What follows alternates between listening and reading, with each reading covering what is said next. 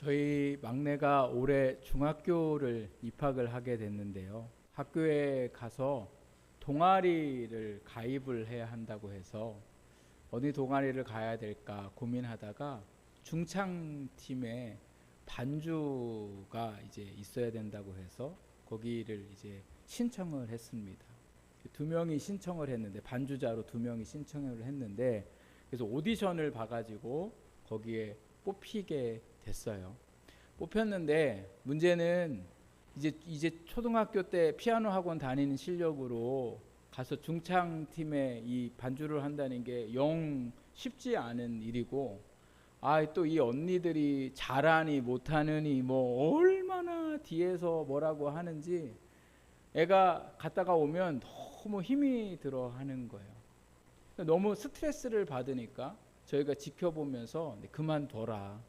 근데 3학년 언니가 원래 반주자, 이제 메인 반주자인데 3학년 언니가 자꾸 안 하려고 하고, 이 처음 들어온 애한테 자꾸 미루고, 그리고 얼마 전에 청주 시내에서 중창대회가 있고 그 다음에 거기서 입상을 하면 충북대회까지 나가게 되는데, 거기에 반주자로 해야 하니까 얼마나 이제 힘이 드는지 이루 말할 수 없습니다. 제가 그만두라고, 힘들면 그만두라고. 근데 또 그만둘 수도 없고, 또 연습을 안 해가자니 가면 또 언니들이 뒤에서 뭐라 그럴 것 같고, 그러니까 이러지도 못하고 저러지도 못하고 막 스트레스를 받는 가운데에 하여튼 열심히 연습을 해가지고 중창 팀도 거기 대회도 나가고, 그래서 결국은 하여튼 이제 반주자로 잘 지금 하고 있는 모습을 제가 보면서, 그러다 보니까 그렇게 어려웠던 곡들이 이제는 익숙해져서 그 곡을 잘 칠 수 있고 또 다른 곡도 잘 칠 수 있는 상황에 이르게 되었습니다. 제가 저희 아이의 모습을 보면서 고난이라는 거에 대해서 다시금 이제 생각을 해보게 됐어요. 사람은 모두 다 고난이 있습니다. 그 고난이 우리를 참으로 힘들게 하고, 때로는 이 압박이 너무 심해서 이러지도 못하고 저러지도 못하고 모든 것을 포기하고 싶게도 만듭니다. 그래서 고난을 당할 때마다 도망치는 사람도 있고 또 포기하는 사람도 있고, 그 고난을 다른 사람한테 전가시키는 사람들도 있습니다. 이런 반면에 고난이 찾아오면 그 고난을 감당하려고 하고 고난과 맞서서 싸워 이기려고 하는 사람도 있습니다. 그리고 그렇게 고난을 잘 감당한 사람은 놀랍게도 그 삶에 놀라운 경험들을 하게 되더라는 거죠. 분명 고난이 나한테 스트레스였고 힘듦이었지만 그 고난을 도망치지 않고 감당하고 나갈 때에 그 고난을 통해서 상상하지 못할 놀라운 결과들을 우리의 삶에 얻게 되더라는 거죠. 그래서 고난의 신비는 참으로 놀라운 것을 볼 수가 있습니다. 오늘 이 자리에 오신 우리 성도님들도 또 저도 각자의 삶에 고난이 있고, 또 고난이라고까지는 할 수 없지만 삶의 여러 가지 일들로 인해서 스트레스와 어려움이 있으실 거라 생각이 됩니다. 그러면 그 찾아온 스트레스와 고난과 어려움을 지금 어떻게 마주하고 계십니까? 하나님께서 오늘 우리에게 주신 말씀을 보면 사도 바울이 엄청난 고난 가운데 있는 것을 고백하고 있습니다. 그 고난의 상황을 7절에서 8절 말씀에 보니까 자신이 당한 고난을 이렇게 고백하고 있습니다. 사방으로 우겨쌈을 당하였다, 이렇게 고백을 하고 있어요. 이 뜻은요, 포도즙을 짜려고 틀에다가 갖다가 그 포도 알갱이를 넣어놓고 즙을 짜는 것을 사방으로 우겨쌈을 당하였다라는 뜻으로 말하고 있는 겁니다. 여러분, 우리의 인생이 생각지 않는 그러한 인생의 고난의 즙을 짜려고 틀 속에 갇혀 있다고, 그리고 그것으로 우리를 누르고 있다고 생각한다면 이거 얼마나 큰 스트레스였을 거예요. 그러면서 또한 뭐라고 고백을 하고 있냐면, 답답한 일을 당했다라고 표현하고 있습니다. 이 답답한 일을 당했다는 표현은 적들에게 포위를 당하고 있는 상황을 표현한 것입니다.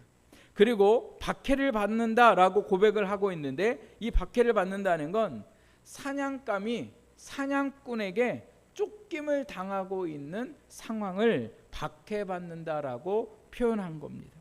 그리고 마지막으로 거꾸로 트림을 당한다라고 표현을 하고 있는데, 이것은 생각지 못할 공격을 갑작스럽게 당했을 때에 바울이 이러한 공격을 당하고 어려움을 당하는 상황들을 말합니다. 구체적으로 오늘 말씀에 보면 어떤 일들이 다 이 바울에게 어려움을 줬고 고난을 줬는지 말씀하고 있지 않지만, 고린도 교회에 편지를 지금 쓰고 있는 이 정황들과 역사적인 사실들을 보면 고린도 교회로 인해서 바울이 이러한 고난을 당하고 있더라는 거예요. 고린도 교회는 바울이 고린도라는 지역에 들어가서 복음을 전하고, 그리고 그들을 말씀으로 양육시키고 세례를 베풀면서 개척한 교회입니다. 시간이 점점 지나면서 교회가 부흥하기 시작했고, 교회가 부흥하니까 바울도 그렇고 성도들도 그렇고 너무 행복한 시간을 갖고 있었는데, 이때 하나님께서 바울에게 다른 지역으로 가서 복음을 전하라고 명령을 하셨습니다. 그래서 바울이 하나님의 말씀을 듣고 교회를 성도들한테 맡긴 후에 복음을 전하러 갔는데, 바울이 교회를 떠나 있을 때에 교회 안에 거짓 교사들이 들어와요. 거짓 교사들이 들어와서는 그동안 바울에 대해서 이 성도들이 믿었던 이 모든 것들을 다 거짓말로 바꾸고 바울을 안 좋게 생각하게 만듭니다. 그 첫 번째가 바로 뭐냐면 바울은 사도가 아니었다. 이것을 성도들에게 말했습니다. 우리가 성경 말씀에 보면 바울은 자기 자신을 표현할 때 자기를 사도라고 표현을 하는데, 이 사도라는 뜻은 예수님이 부르셔서 예수님한테 훈련받고 예수님이 세상에 나아가서 복음을 전하라고 사명을 준 사람들을 사도라고 불러요. 근데 우리가 아는 사도는 누가 있습니까? 예수님의 12 제자가 사도였어요. 예수님이 부르시고 예수님한테 훈련받고, 그리고 어떻게 했어요? 예수님이 사명 주셔서 세상에 나가서 복음을 전하고 있는 사람들이 사도였는데, 사도 바울은 예수님의 12 제자도 아니었습니다. 그런데도 자기를 예수님의 사도라고 사람들한테 말하고 다녔더라는 거죠. 왜 그랬을까요? 왜 예수님의 12 제자처럼 예수님이 부르심을 받은 것도 아니고 예수님과 함께 생활했던 것도 아니고 사명을 받은 것도 아닌데 왜 자기 자신을 사도라고 얘기했는가? 사도 바울도 개인적으로 예수님을 만났기 때문에 그래요. 어디서 예수님을 만났습니까? 사도행전 말씀에 보면 다메섹이라는 곳을 가다가 거기서 예수님이 찾아오세요. 그리고 예수님을 만나고 난 후에 3년 동안 예수님 안에서 훈련을 받고 예수님이 사도 바울에게 사명을 주셨는데, 그 사명이 바로 뭐냐면 이방인의 빛이 될 거라 이렇게 말씀하세요. 즉 이방인들을 구원하는 구원자가 될 것임을 예수님이 바울에게 사명을 주셨더라는 거죠. 그래서 바울은 자신 있게 자기는 예수님의 사도로 부름을 받았음을 고백하지만, 문제는 아무도 이 사실을 본 사람이 없더라는 거죠. 그런데도 사도 바울은 예수님에게 사명을 받았기 때문에 자신을 자랑스럽게 사도라 얘기했고, 고린도 교회 성도들도 그렇게 알고 있었습니다. 그런데 거짓 교사가 들어와 가지고 바울이 사도가 된 거 본 사람이 있냐? 거기 거짓말하는 거다. 이렇게 얘기하기 시작하니까 성도들이 바울의 말을 믿지 않고 누구의 말을 믿어요? 거짓 교사의 말을 믿었더라는 거죠. 또 한 가지, 이 거짓 교사들이 들어와서 교회에 사도 바울의 가르침을 거짓말로 바꿔버려요. 사도 바울은 고린도 교회 성도들에게 복음을 전할 때부터 구원은 예수님을 믿음으로 얻는다고 가르쳤습니다. 근데 이 거짓 교사가 와가지고는 구원은 예수님을 믿기도 해야 하지만 할례도 받아야 되고 율법을 잘 지켜야 너희가 구원을 받을 수 있다. 이렇게 가르쳤어요. 그래서 바울이 전한 복음을 변질시키고 거짓 복음으로 그들이 바꾸기 시작해서 교인들 안에 고린도 교인 성도들은 이방인 사람들이어서 할례를 받지 않았었는데 할례를 받는 사람들도 많게 생겼더라는 거예요. 그래서 교회 안에가 혼란스러워졌어요. 마지막으로 이 거짓 교사들이 교회 안에 거짓말을 하게 된 것 중에 하나가 바로 뭐냐면 바울이 교회의 돈을 횡령했다는 그 말들을 하기 시작합니다. 바울이 고린도 교회에 떠나고 있을 때에 고린도 교회에서 선교 헌금을 걷어서 바울에게 보내주었습니다.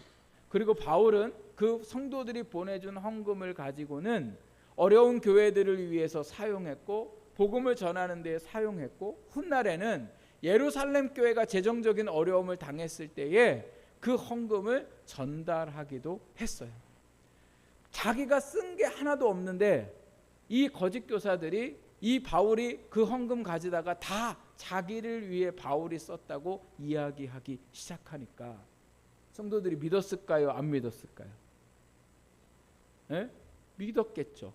여러분, 제가 교회 돈 갔다가 다 지신규 목사가 지가 쓰고 싶은 대로 지 마음대로 하고 살더라라고 하면 아유 우리 목사님은 그럴 일이 없어 이렇게 하실 거예요? 아니면 어쩐지 이상하더라 이렇게 얘기하실 거예요? 바울은 없어요. 바울은 그 자리에서 해명도 못해요. 근데 교회가 그 이야기를 듣고는 헌금을 끊어버렸어요. 바울이 생각해 보세요. 교회를 개척해서 성도들 키우고 성도들하고 같이 웃고 슬퍼하면서 교회를 세웠는데 그 성도들이 자기의 삶을 믿어줄 줄 알았는데 떠나자마자 거짓 교사들이 들어와서는 바울을 온통 나쁜 사람으로 여기게 되고 바울이 하는 그 모든 일들에 이제는 함께하지 않는 그러한 사람들이 되었으니 바울이 이 소식을 듣고는 얼마나 마음이 무너져 내렸을까요? 우리는 열심히 전도를 하고 예배를 드리고 기도하고 믿음으로 살면 우리가 원하는 대로 이루어진다고 믿을 때가 많습니다. 그런데 바울의 모습을 생각해 보세요. 바울이 예수님을 믿기 전에는 세상에 부러울 것이 없는 사람이었어요.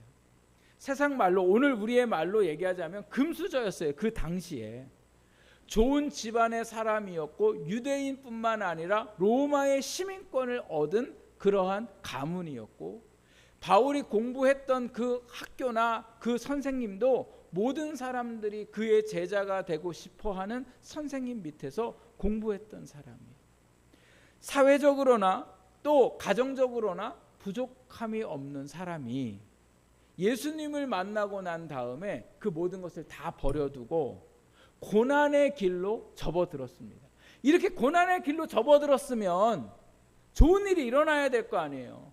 바울이 양육하고 바울이 가르쳤던 사람들이 바울이 떠나 있었던 바울이 나쁜 일을 했던 무조건 바울을 믿어줘야 되고 바울과 어려움이 있어도 함께 해야 하는데 바울은 지금 어떻게 하고 있어요?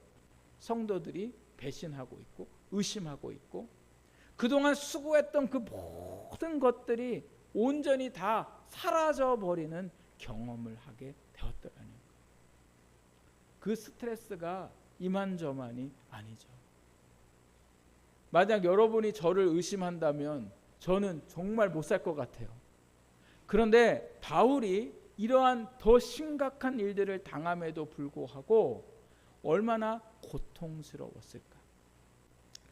제가 어려울 때에 잘 조언도 해주시고 이끌어 주셨던 원로 목사님 한 분이 작년에 하나님의 부르심을 받았습니다. 근데 이 목사님이요 시골 교회에 부임을 하셔가지고 거기서 목회를 하셨는데 목회를 얼마나 잘하셨는지 그 사람 없던 시골 교회가 점점 부흥을 하더니 200~300명이 모이는 교회로 부흥이 됐습니다. 그렇게 부흥할 수 있었던 이유는 물론 하나님의 역사도 있었지만 이 목사님이 성도들을 얼마나 사랑을 하셨는지 그 사랑을 이루 말할 수가 없어요. 목사님도 가진 것도 없지만 하여튼 자기 수중 안에 뭔가 들어오면 사모님하고 함께 다 성도들한테 다 퍼주는 거예요. 그래서 목사님한테 뭐 안 받은 사람이 없고 목사님한테 밥 안 얻어 먹은 사람이 없을 정도로 교회가 목사님의 사랑을 너무나 많이 받았습니다. 그리고 이 소문이 나면서 시내에 있는 사람들이 그 교회까지 찾아들게 되면서 교회가 부흥을 하게 되었습니다. 그러니 목사님이 목회를 30년 넘게 하면서 뭔가 지금 가지고 있어야 되는데 가지고 있는 게 아무것도 없어요. 근데 은퇴를 앞두고 있는데 지금 사택은 비워줘야 하고 앞으로 어디를 나가서 살아야 하는데 집 얻을 돈도 없습니다. 그래서 교회가 장로님들이 상의를 해가지고 목사님의 집을 은퇴하기 전에 구입을 해왔습니다. 성도들도 다 알고 있었고, 그리고 모든 것이 너무너무 목사님이 생각할 때는 고맙고 감사한 일이었어요. 이렇게까지 함께 해주고 또 자기를 생각해주는 일들에 대해서 너무너무 감사했어요. 그런데 은퇴를 앞둔 그 은퇴하는 그 해에 그 교회의 안수 집사님 한 명이 목사님과 장로님을 고소했어요. 그 죄가 뭐냐? 교회 횡령이에요. 집 산 거, 목사님 그 집 사들인 거를 교회에 횡령을 했다, 돈을 횡령했다고 해서 고소를 하게 되고, 목사님하고 장로님이 그 고소건 때문에 경찰서를 다니고 법원에 가서 몇 차례 거기에 재판을 받는 일들이 일어나게 되었습니다. 그리고 그 안수 집사님이 목사님의 그 일들에 대해서 막 거짓 소문을 퍼뜨리면서 그 안수 집사님에게 또 사람들이 붙었어요. 붙으니까 교회가요 혼란스러워지는 거예요. 목사님은 그럴 사람이 아니다. 또 한쪽은 목사님이 그럴 수도 있다. 이렇게 서로 미워하고 갈등 가운데 있으니까 교회도 어려움을 겪게 되었습니다. 또 동네가 좋은 교회요 좋은 목사님으로 그동안 소문났는데 은퇴할 쯤에 교회 돈을 횡령한 목사로 동네에 소문이 났더라고요. 믿지 않는 사람은 교회 잘 되는 소식을 좋아해요? 안 좋은 소식을 좋아해요? 안 좋은 소식을 좋아해요. 안 좋은 소식 들으면 소문이 얼마나 빨리 퍼지는지 몰라요. 목사님이 몸에 병이 들어가지고 나중에는 눈이 안 보이는 거예요. 너무 스트레스를 받아서.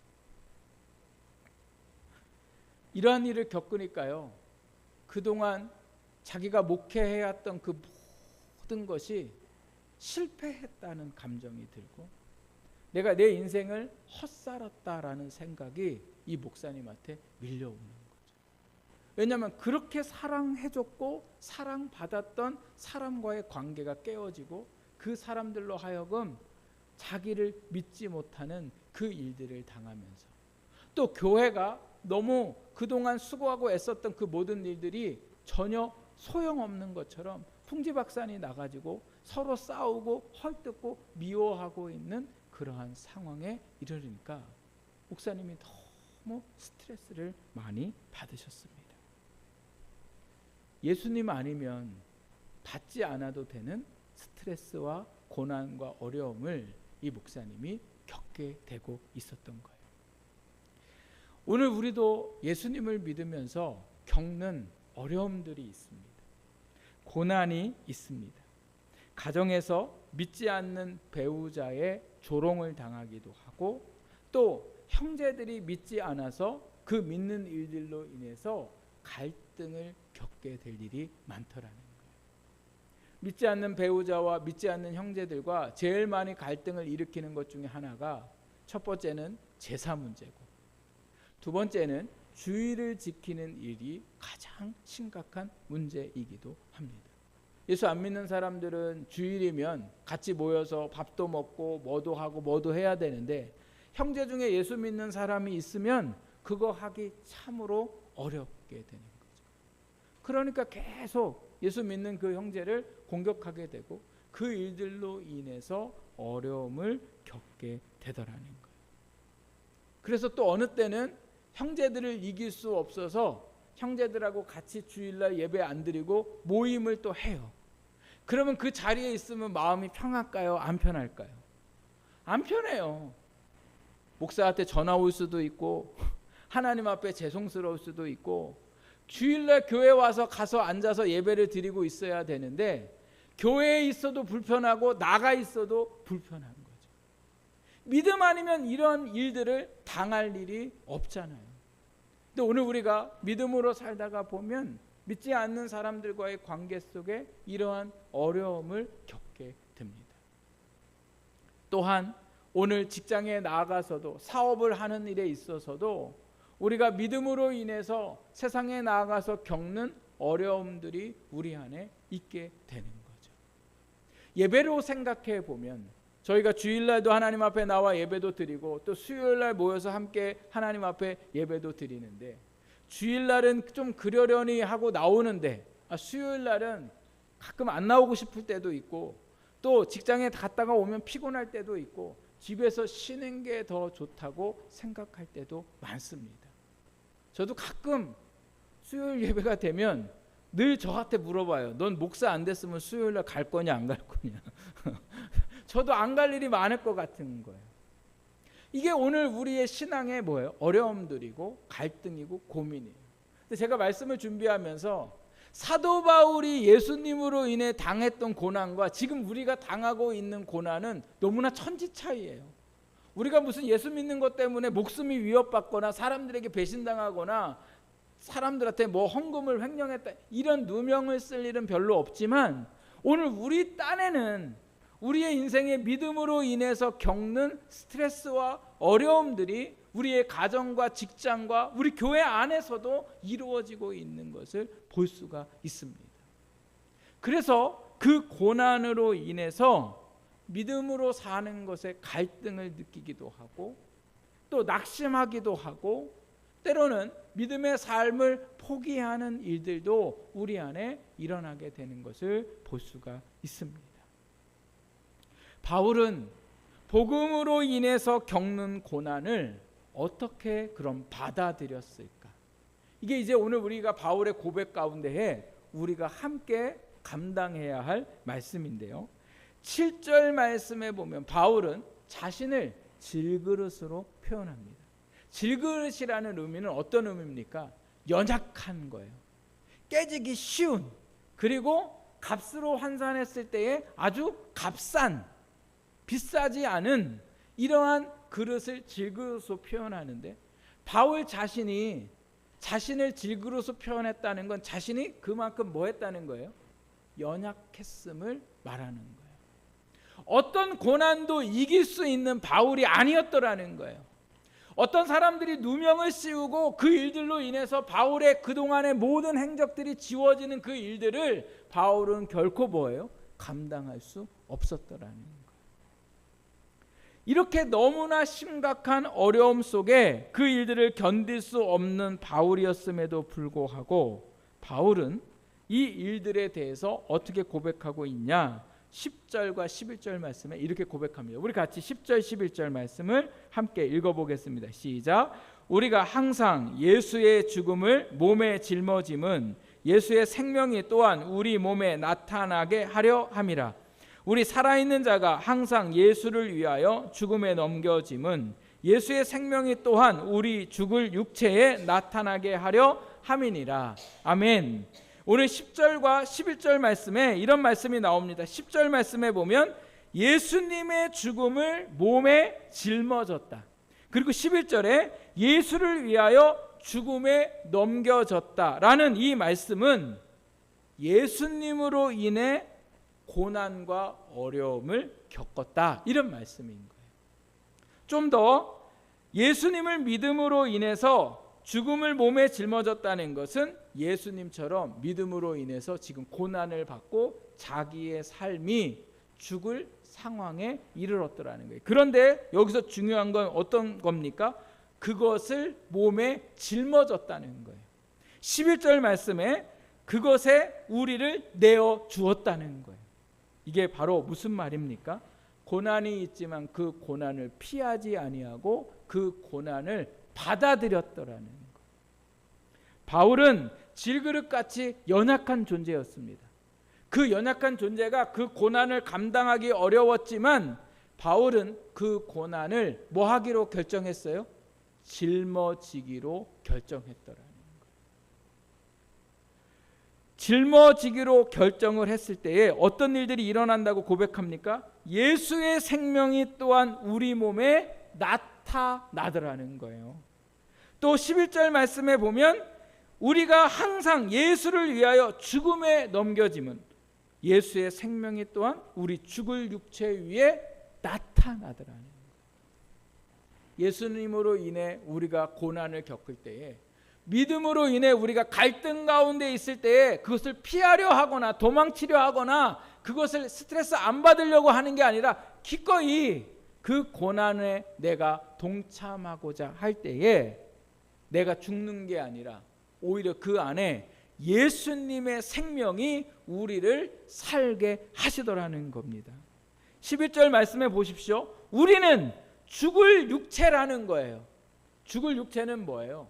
감당할 수 없고 낙심하고 좌절할 수밖에 없지만 이 연약한 죽을 육체에 어떤 일들이 일어납니까? 예수의 생명의 역사가 우리 가운데에 일어나게 되더라는 거예요. 그래서 그 고난도 이기게 하시고 그 고난 가운데에 세상이 알지 못하는 예수 그리스도의 놀라운 구원의 역사와 생명의 역사가 우리 가운데에 일어나게 되더라는 겁니다.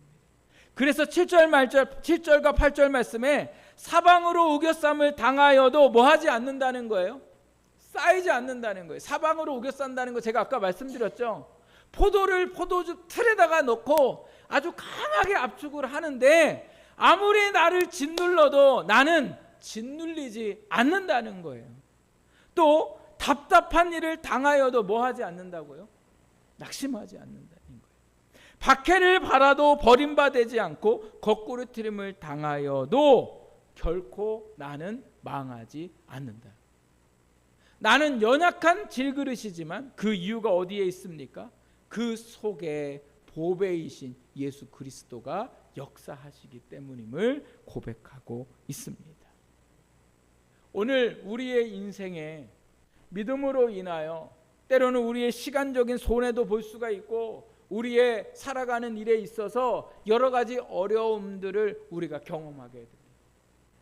또 교회 안에서 교회 일들을 감당하고 예배를 드리는 이 모든 일에 있어서 때로는 피곤하기도 하고 때로는 우리의 몸이 지쳐서 일어날 힘도 없지만 그럼에도 우리가 그때마다 내가 이 죽음을 짊어지려고 하는 우리의 성도의 삶이 되어야 할 줄 믿습니다.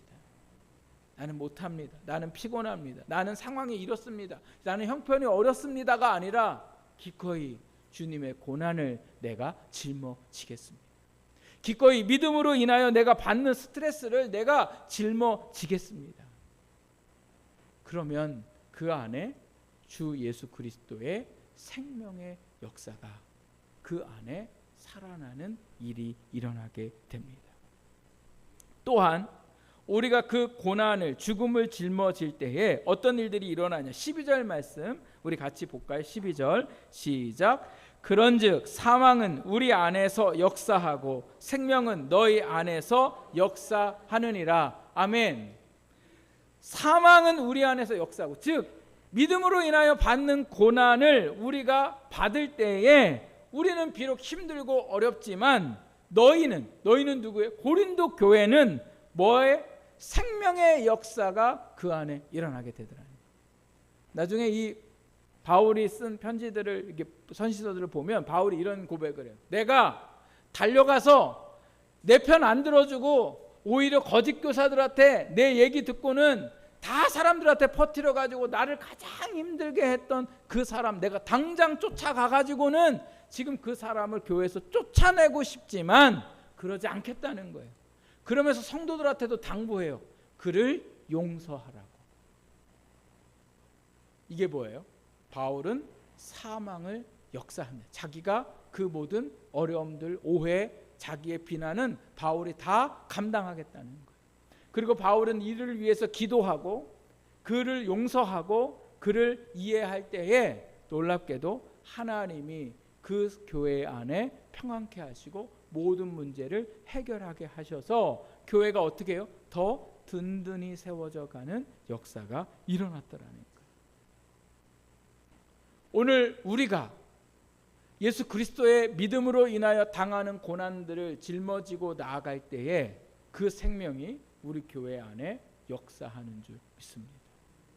목사인 제가 우리 성도들을 위해서 기꺼이 그 힘든 고난을 제가 짊어지고 나아갈 때에 생명의 역사가 오늘 우리 성도들에게 있고, 우리 구역장님들이 우리 구역 식구들을 위해서 그 고난을 짊어지고 나아갈 때에 생명의 역사가 구역 안에 일어나게 되는 거고, 오늘 여러분의 믿음의 삶이 교회 안에 생명의 역사를 일으키고, 믿음의 삶이 직장 안에 생명의 역사를 일으키는 줄 믿습니다. 이건 우리가 일으키는 게 아니라 누가 일으키시는 거예요? 예수님이. 오늘 우리의 삶이 그렇게 살아가질 때에 주님이 모든 인생 가운데에 생명의 역사를 일으키실 줄 믿습니다. 이제 제가 앞서 얘기했던 목사님의 이야기를 이제 마치려고 하는데, 이 억울한 일들을 당하셨던 목사님, 최종적으로 판사 앞에 가서 재판을 받게 되는데, 그 재판받는 과정에서 예수를 안 믿는 이 판사가 안수 집사를 얼마나 혼을 냈는지 몰라요. 목사님의 이야기를 듣고 성도들의 이야기를 그동안 들어보니까, 조사를 해보니까 목사님이 너무도 정말 자기가 뭐 갖지 않고 다 성도들에게 헌신을 했는데, 세상에 목사님 집 한 칸 사준 걸 가지고, 그리고 그것도 거짓말 한 것도 아닌데 어떻게 교회 횡령으로 이렇게 목사님을 고소할 수 있냐고. 오히려 그 안수 집사님을 호되게 혼을 냈다는 이야기를 제가 들으면서, 하나님의 역사는 너무도 놀랍더라고요. 그러니까 이게 재판이 끝나고 나니까 또 주변에 목사님한테 얘기하는 사람이 무슨 얘기하냐면, 무고죄로 그 안수 집사를 고소하라는 거예요. 좋은 생각 아니에요? 목사님의 인생을 전부 망가뜨리고 세상에 교회는 풍지박산하고 반으로 갈랐는데, 이 안수 집사 무고죄로 고소해야 돼요, 안 해야 돼요? 본때를 보여줘야 될 거 아니에요? 저만 그런가 봐요. 근데 목사님이요, 아무 말씀 안 하시고, 그리고 장로님들도 잘 도닥여서, 장로님들도 같이 고소당했으니까 장로님들도 고소하지 못하게 하고, 오히려 그 안수 집사님을 평소와 똑같이 사랑하고 이해하고, 그래서 교회가요 평안해졌어요. 평안해지고 예전보다 더 이제 은퇴를 하셨으니까 후임자가 오셔서 교회가 점점 든든히 서가는 교회가 되었더라는 거예요.